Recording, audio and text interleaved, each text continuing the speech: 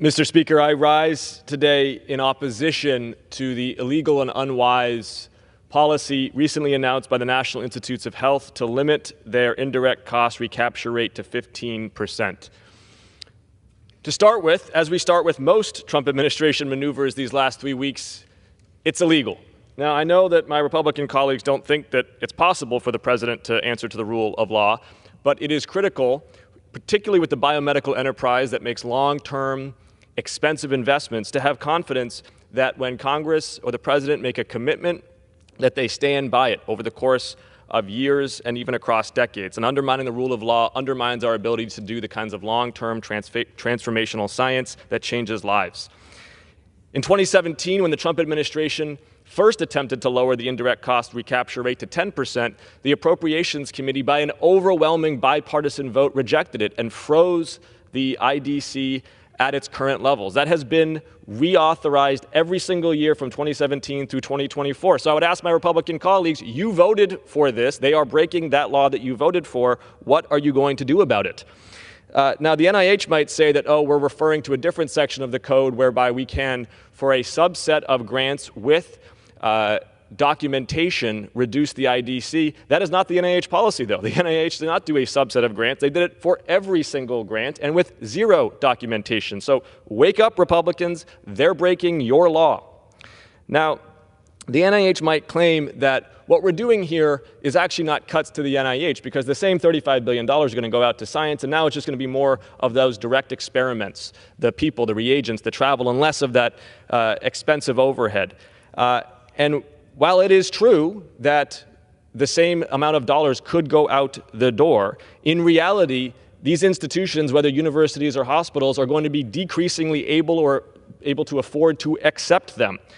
Of any given experiment, the overhead associated with that experiment is well more than 15%. Research facilities, energy bills, support personnel, data and technology, these things are expensive. We're not in the era of, beakers in somebody's backyard doing chemical experiments. We're in an era of cutting-edge genetic engineering, and the equipment costs money. Fewer institutions and investigators are going to be able to accept these grants. And what we are ultimately going to do is privatize research infrastructure. And so we're going to get less of it. It's just as though the Department of Transportation told businesses to build their own bridges and sidewalks. We just wouldn't get as many of them. The impact in Massachusetts is going to be profound. It's a $2 billion attack on the research infrastructure that undergirds our Eds and Meds enterprise.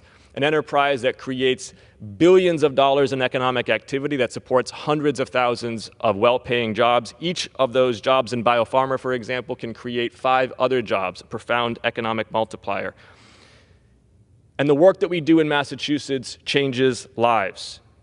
Progress on Alzheimer's, under which 15 million Americans will suffer by 2050 if we do not come up with therapies. Gestational diabetes. And just recently, a non-opiate painkiller developed in Massachusetts with NIH basic research funds that will provide outlets for acute pain that do not expose people to this most addictive chemical that has caused so much pain. Now, my Republican colleagues might say, yeah, that's Massachusetts. That's the whole point, don't you see? It's this blue state and those universities and hospitals that think they're so much better than everybody else, and that's exactly the point. Here's my challenge to my Republican colleagues. Go back to your districts. Talk to your universities. Talk to your hospitals. See how they're feeling about this policy. What you are going to hear is they can't afford to take these grants. The research and the development and the commercialization that you brag about when you go home, the ribbons that you cut for new companies and for new projects, they all rest upon this research infrastructure that is getting cut.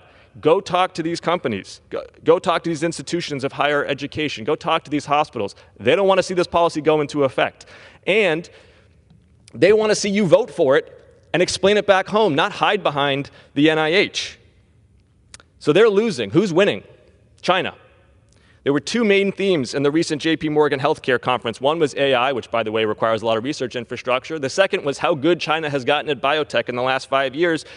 The Chinese biotech enterprise is looking at the United States, cutting our own research infrastructure at a time when they're investing tens of billions of dollars, and they cannot believe their luck. Republicans, wake up, stand up, and support basic science.